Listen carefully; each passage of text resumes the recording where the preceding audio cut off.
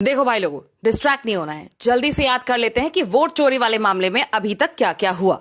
Leader of the opposition एक press conference करते हैं जिसमें वो बताते हैं कि उन्हें एक स्टेट के, एक सिटी के, एक विधानसभा सीट के एक सेगमेंट में 1,250,000 गलत एंट्रीज मिली वोटर लिस्ट में।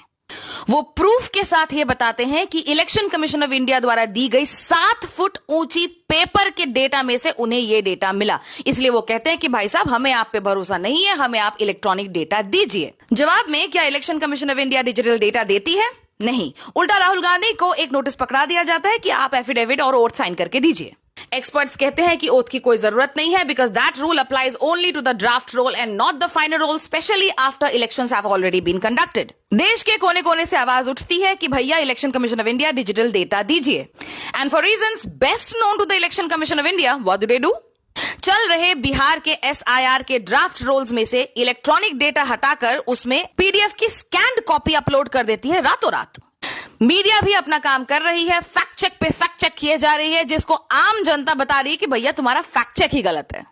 फॉर एग्जाम्पल, बड़े ही जोर शोर से इलेक्शन कमीशन ऑफ इंडिया शकुन रानी को कांटेक्ट करती है और कहती है कि शकुन रानी ने एक ही बार वोट दिया। लोगों ने फिर से डेटा की जांच की और पता चला कि शकुन रानी, जिनका राहुल गांधी ने कहा था कि 2 वोटर आईडी है, एक्चुअली उनके पास 3 वोटर आईडी है, वो भी अलग अलग एपिक नंबर के साथ।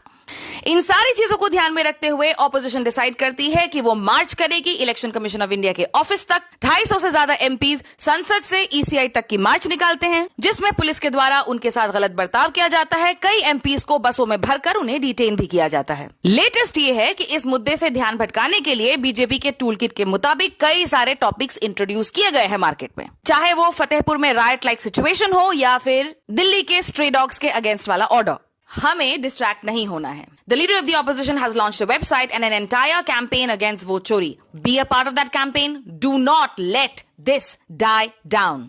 If you are a creator, keep creating about vote chori. If you are a citizen, keep talking about vote chori. Because one citizen, one vote is our right. और हमें लोकतंत्र को फिर से लोकतंत्र बनाना है।